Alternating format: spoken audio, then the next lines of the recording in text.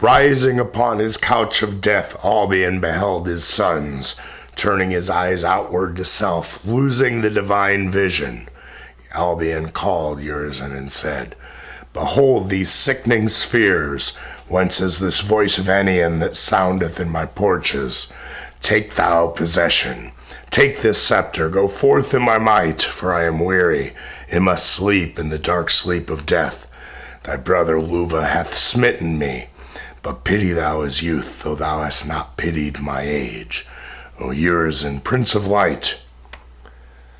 Urizen rose from the bright feast like a star through the evening sky, exulting at the voice that called him from the feast of envy. First he beheld the body of man, pale, cold, the horrors of death beneath his feet shot through him as he stood in the human brain, and all its golden porches grew pale with his sickening light. No more exulting, for he saw eternal death beneath. Pale he beheld futurity, pale he beheld the abyss, where Enion, blind and age-bent, wept in the direful hunger craving, all ravening like the hungry worm, and like the silent grave. Mighty was the draught of voidness to draw existence in. Terrific Urizen strode above. In fear and pale dismay, he saw the indefinite space beneath, and his soul shrunk with horror. His feet upon the verge of non-existence, his voice went forth. Luva and Vala, trembling and shrinking, beheld the great workmaster and beheld his word. Divide ye bands, influence by influence.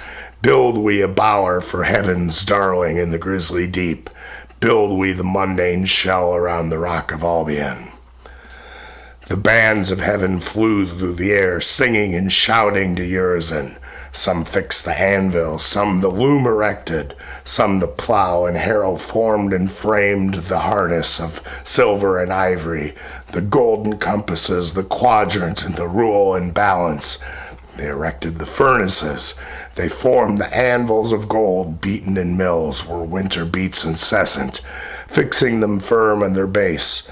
The bellows began to blow, and the lions of Urizen stood round the anvil.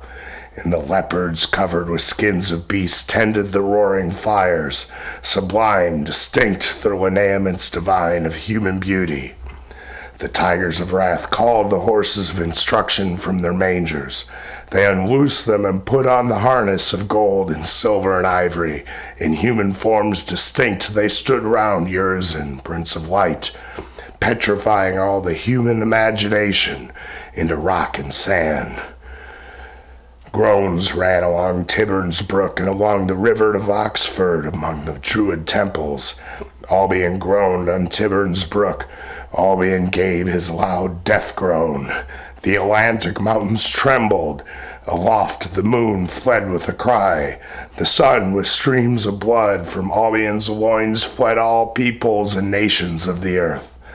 Fled with the noise of slaughter, and the stars of heaven fled. Jerusalem came down in a dire ruin over all the earth. She fell cold from Lambeth's vales and groans and dewy death, the dew of anxious souls, the death sweat of the dying, in every pillared hall and arched roof of Albion's skies. The brother and the brother bathe in blood upon the severn, the maiden weeping by. The father and the mother with the maiden's father and her mother, fainting over the body, and the young man, the murderer, fleeing over the mountains. Reuben slept on Pen-Maenmawr, and Levi slept on Snowdon. Their eyes, their ears, nostrils, and tongues roll outward. They behold what is within, now seen without. They are raw to the hungry wind. They become nations far remote, in a little and dark land. The daughters of Albion girded around their garments of needlework, stripping Jerusalem's curtains for mild demons of the hills, across Europe and Asia, to China and Japan. Like lightnings they go forth, and return to Albion on his rocky couch. Gwendolyn, Regan, Sabrina, Goneril, Mehatabel, Cordella, Boadicea, Conwenna, Estrild, Gwynifred, Ignode, Cambrel, binding Jerusalem's children in the dungeons of Babylon. They play before the armies, before the hounds of Nimrod, while the Prince of Light on Salisbury Plain among the Druid stones, rattling the adamantine chains and brooks, heave up the ore in mountainous masses, plunged in furnaces, and they shut and sealed the furnaces a time and times. All the while blew the north his cloudy bellows, and the south and east and dismal west, and all the while the plow of iron cut the dreadful furrows in Ulro beneath Beulah, where the dead wail night and day. Luva was cast into the furnaces of affliction, and sealed, and Vala fed in cruel delight the furnaces with fire. Stern Urizen beheld, urged by necessity to keep the evil day afar, and if perchance with iron power he might avert his own despair, in woe and fear he saw Vala encircle round the furnaces where Luva was closed. In joy she heard his howlings, and forgot he was her Luva, with whom she walked in bliss, in times of innocence and youth. Hear ye the voice of Luva from the furnaces of Urizen. If I indeed am Vala's king, and ye, O sons of men, the workmanship of Luva's hands, in time of everlasting, when I called forth the earthworm from the cold and dark obscure, I nurtured her, I fed her with my rains and dews. She grew a scaled serpent, yet I fed her, though she hated me. Day after day she fed upon the mountains in Luva's sight. I brought her through the wilderness, a dry and thirsty land, and I commanded springs to rise for her in the black desert, till she became a dragon winged bright, poisonous. I opened all the floodgates of the heavens to quench her thirst, and I commanded the great deep to hide her in his hand, till she became a little weeping infant, a span long. I carried her in my bosom as a man carries a lamb. I loved her, I gave her all my soul and my delight. I hid her in soft gardens and in secret bowers of summer, weaving mazes of delight among the sunny paradise, inextricable labyrinths. She bore me sons and daughters, and they have taken her away and hid her from my sight. They have surrounded me with walls of iron and brass.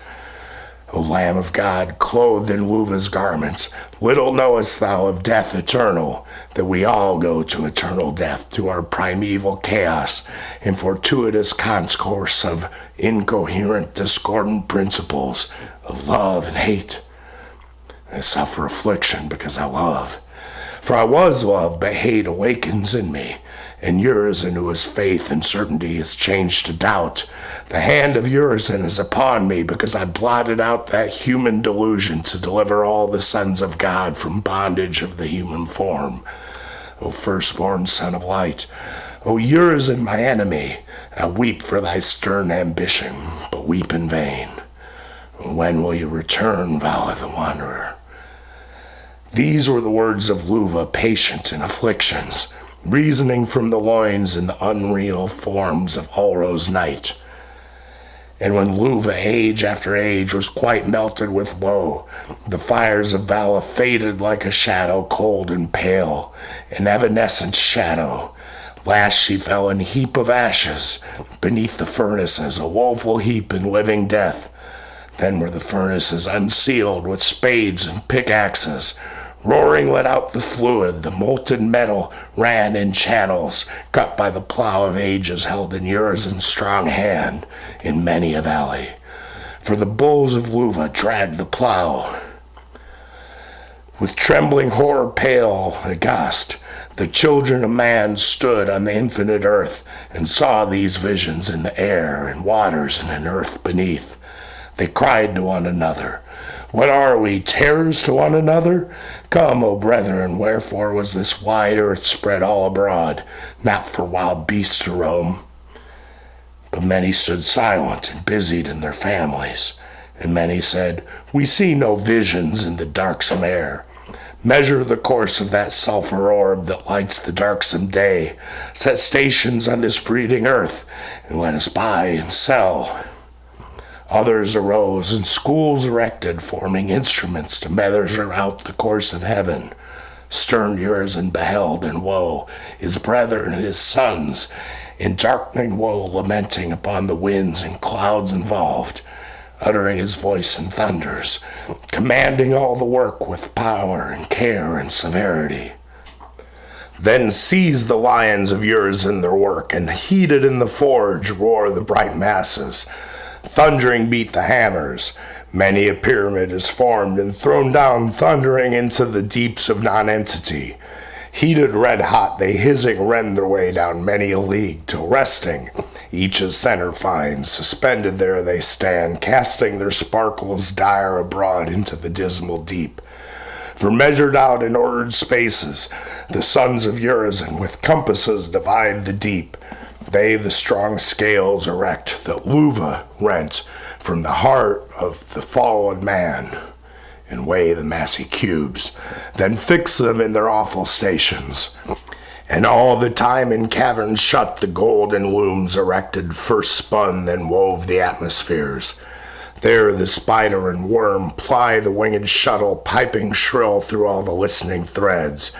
Beneath the caverns roll the weights of lead and spindles of iron. The enormous warp and woof rage direful in the affrighted deep. While far into the vast unknown the strong-winged eagles bend their venturous flight, in human forms distinct. Through darkness deep they bear the woven draperies, on golden hooks they hang abroad the universal curtains, and spread out from sun to sun the vehicles of light. They separate the furious particles into mild currents as the water mingles with the wine. While thus the spirits of strongest wing enlighten the dark deep, the threads are spun and the cords twisted and drawn out. Then the weak begin their work, and many a net is netted, many a net spread, and many a spirit caught. Innumerable the nets, innumerable the gins and traps, and many a soothing flute is formed, and many a chorded lyre. Outspread over the immense, in cruel delight they trap the listeners, and in cruel delight bind them, condensing the strong energies into little compass. Some become seed of every plant that shall be planted, some the bulbous roots, thrown up together into barns and garners. Then rose the builders. First the architect divine his plan unfolds, the wondrous scaffold reared all round the infinite. Quadrangular the building arose, the heavens squared by a line.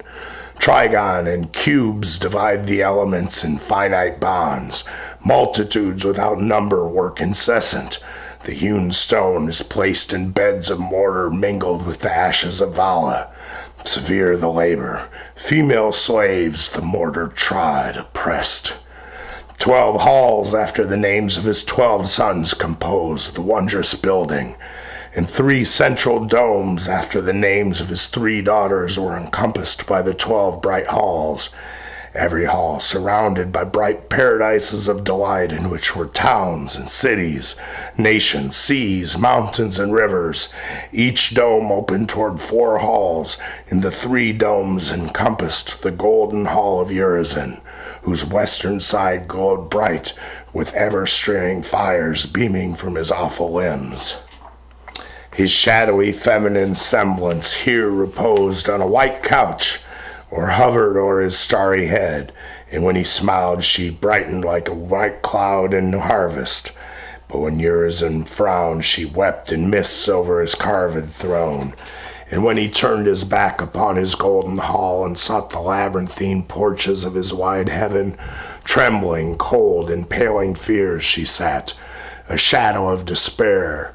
Therefore toward the west Urizen formed a recess in the wall for fires to glow upon the pale female limbs in his absence, and her daughters oft upon a golden altar burnt perfumes with art celestial formed, 4 square sculptured and sweetly engraved to please their shadowy mother. Ascending into her misty garments the blue smoke rolled to revive her cold limbs in the absence of her lord. Also her sons with lives of victims sacrificed upon an altar of brass. On the east side revived her soul with lives of beasts and birds, slain on the altar up ascending into her cloudy bosom. Of terrible workmanship the altar, labor of 10,000 slaves. 1,000 men of wondrous power spent their lives in its formation. It stood on 12 steps named after the names of her 12 sons, and was erected at the chief entrance of Urizen's hall. When Urizen returned from his immense labors and travels, descending, she reposed beside him, folding him around in her bright skirts. Astonished and confounded, he beheld her shadowy form now separate. He shuddered and was silent till her caresses and her tears revived him to life and joy. 2 wills they had, 2 intellects, and not as in times of old. This Urizen perceived, and silent brooded in darkening clouds. To him his labor was but sorrow, and his kingdom was repentance. He drave the male spirits all away from Ahania, and she drave all the females from him away. Lost joy to Nenethar and laughed, saying, "Let us go down and see this labor and sorrow." They went down to see the woes of Vala and the woes of Luva, to draw in their delights. And Vala like a shadow oft appeared to Urizen. The king of light beheld her mourning among the brick kilns, compelled to labor night and day among the fires. Her lamenting voice is heard when silent night returns and the laborers take their rest. O Lord, wilt thou not look upon our sore afflictions among the flames incessant laboring? Our hard masters laugh at all our sorrow. We are made to turn the wheel for water, to carry the heavy basket on our scorched shoulders, to sift the sand and ashes, and to mix the clay with tears and repentance. I see not Luva as of old. I only see his feet like pillars of fire traveling through darkness and nonentity. The times are now returned upon us. We have given ourselves to scorn, and now are scorned by the slaves of our enemies. Our beauty is covered o'er with the clay and ashes, and our backs furrowed with whips, and our flesh bruised with the heavy basket. Forgive us, O thou piteous one, whom we have offended. Forgive the weak remaining shadow of Vala that returns in sorrow to thee. Thus she lamented day and night, compelled to labor and sorrow.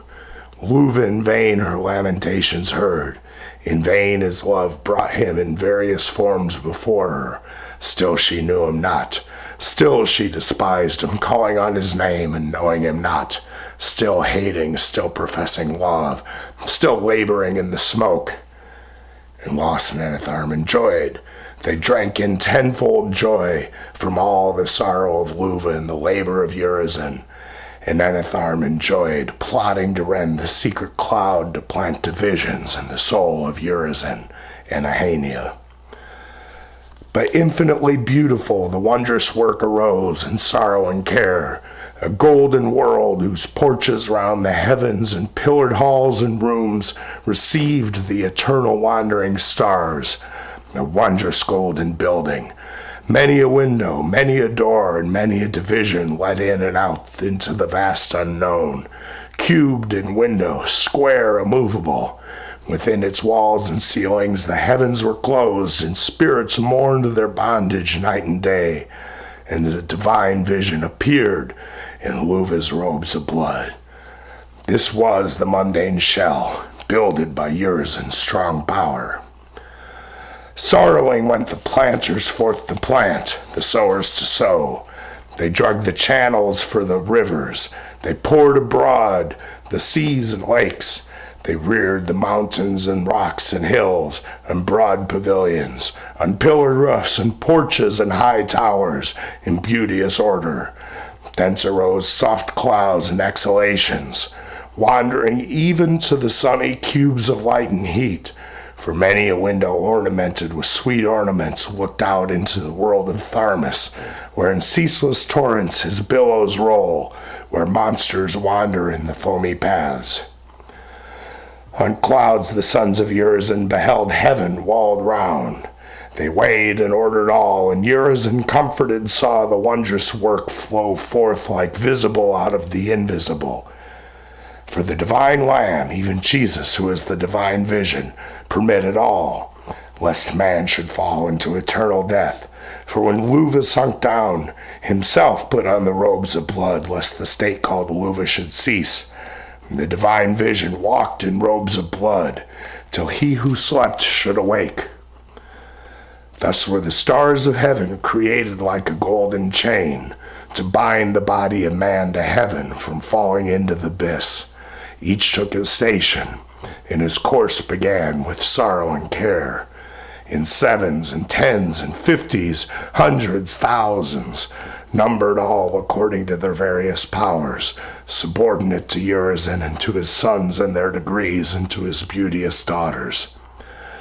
Traveling in silent majesty along their ordered ways and right-line paths outmeasured by proportions of number, weight, and measure, mathematic motion wondrous, along the deep and fiery pyramid or cube or unornamented pillar of fire far shining, traveling along even to its destined end, then falling down a terrible space, recovering in winter dire its wasted strength, it back returns upon another course, till fired with ardor fresh recruited in its humble season, it rises up on high all summer, till its wearied course turns into autumn, such the period of many worlds.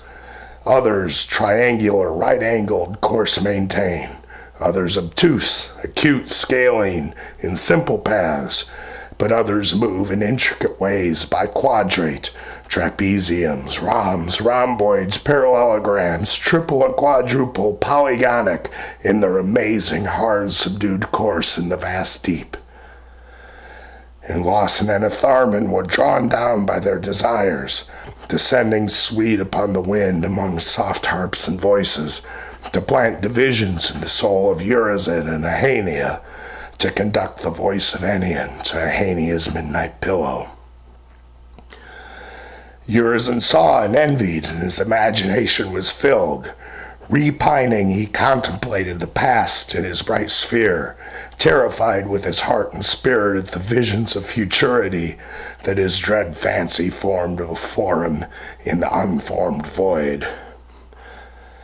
For Lawson and Atharman walked forth on the dewy earth, contracting or expanding their all-flexible senses, at will to murmur in the flowers small as the honeybee, at will to stretch across the heavens and step from star to star, or standing on the earth erect, or on the stormy waves, driving the storms before them, or delighting in sunny beams, while round their heads the elemental gods kept harmony. And Lost said, Lo, the lily pale and rose reddening fierce, reproach thee, and the beamy gardens sicken at thy beauty. I grab thy vest in my strong hand, in vain, like water springs in the bright sands of loss, evading my embrace. Then I alone wander in among the virgins of the summer. Look, they cry, the poor forsaken lost, mocked by the worm, the shelly snail, the emmet, and the beetle. Hark, they laugh and mock at loss. And Atharman answered, Secure now from the smitings of thy power, demon of fury, if the god enrapture me in folds and clouds of sweet obscurity, my beauteous form dissolving, howl thou over the body of death, 'tis thine. But if among the virgins of summer I have seen thee sleep, and turn thy cheek delighted upon the rose or lily pale, or on a bank where sleep the beamy daughters of the light, starting they rise, they flee from thy fierce love. For though I am dissolved in the bright god, my spirit still pursues thy false love over rocks and valleys. Los answered, Therefore fade I, dissolved in rapturous trance. Thou canst repose on clouds of secrecy, while o'er my limbs cold dews and hoary frost creeps, though I lie on banks of summer among the beauties of the world, cold and repining.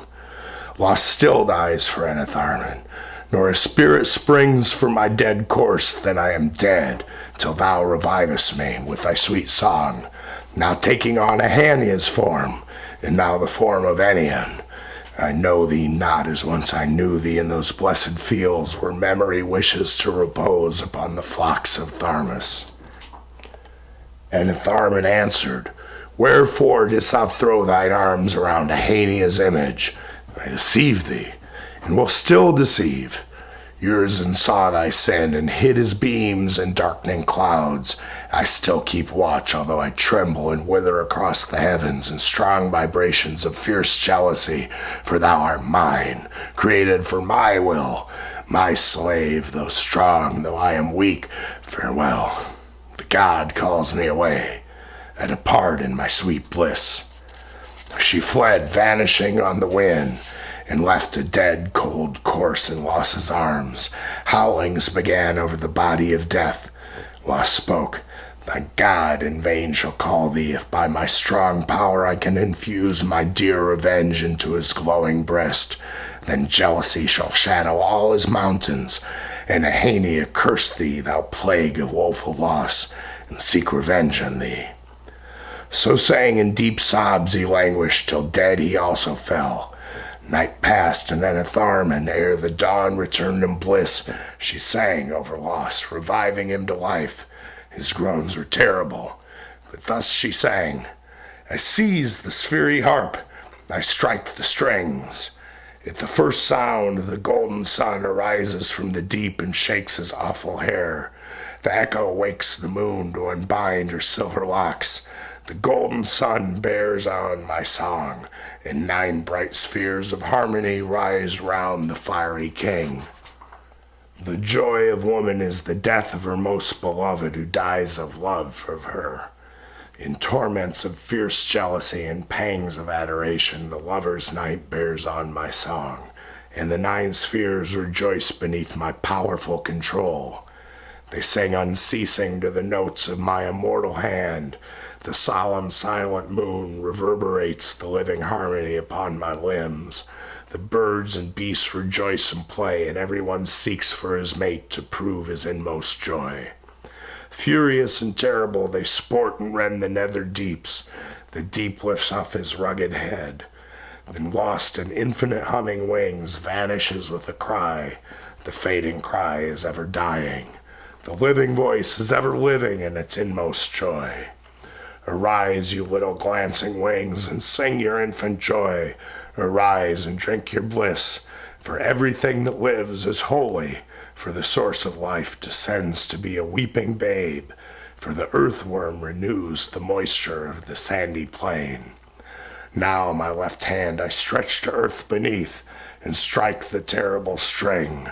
I wake sweet joy in dens of sorrow, and I plant a smile in forests of affliction, and wake the bubbling springs of life in regions of dark death. Oh, I am weary. Lay thine hand upon me, or I faint. I faint beneath these beams of thine, for thou hast touched my 5 senses, and they answered thee. Now I am nothing, and I sink on the bed of silence. Sleep till thou awakest me. Thus sang the lovely one in rapturous, delusive trance. Los her, reviving, he seized her in his arms, delusive hopes kindling. She led him into shadows, and thence fled outstretched upon the immense, like a bright rainbow, weeping and smiling and fading. Thus lived Los, driving Enion far into the deathful infinite, that he may also draw Ahania's spirit into her vortex. A happy blindness, Enion sees not the terrors of the uncertain. Thus Enion wails from the dark deep, the golden heavens tremble. Am I made to sow the thistle for wheat, the nettle for a nourishing dainty? I have planted a false oath in the earth. It has brought forth a poison tree. I have chosen the serpent for a counselor, and the dog for a schoolmaster to my children. I have blotted out from light and living the dove and nightingale. I have caused the earthworm to beg from door to door. I have taught the thief a secret path into the house of the just. I have taught pale artifice to spread his nets upon the morning. My heavens are brass, my earth is iron, my moon a clod of clay, my sun a pestilence burning at noon, and a vapor of death and night. What is the price of experience? Do men buy it for a song, or wisdom for a dance in the street? No, it is bought with the price of all that a man hath. his house, his wife, his children.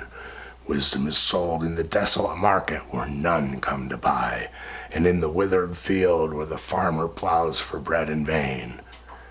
It is an easy thing to triumph in the summer's sun, and in the vintage, and to sing on the wagon loaded with corn. It is an easy thing to talk of patience to the afflicted, to speak the laws of prudence to the houseless wanderer, to listen to the hungry raven's cry in wintry season when the red blood is filled with wine and with the marrow of lambs. It is an easy thing to laugh at wrathful elements, to hear the dog howl at the wintry door, the ox in the slaughterhouse moan, to see a God on every wind and a blessing on every blast, to hear sounds of love in the thunderstorm that destroys our enemy's house, to rejoice in the blight that covers his field, in the sickness that cuts off his children, while our olive and vines sing and laugh around our door, and our children ring flutes and flowers. Then the groan and the dollar are quite forgotten, and the slave grinding at the mill, and the captive in chains, and the poor in the prison, and the soldier in the field when the shattered bone hath laid him groaning among the happier dead. It is an easy thing to rejoice in the tents of prosperity. Thus could I sing, and thus rejoice, but it is not so with me. Ahania heard the lamentation, and a swift vibration spread through her golden frame. She rose up ere the dawn of day, when Urizen slept on his couch, drawn through unbounded space onto the margin of nonentity. The bright female came. There she beheld the spectrous form of Ennion in the void. Never from that moment could she rest upon her pillow. End of the second night.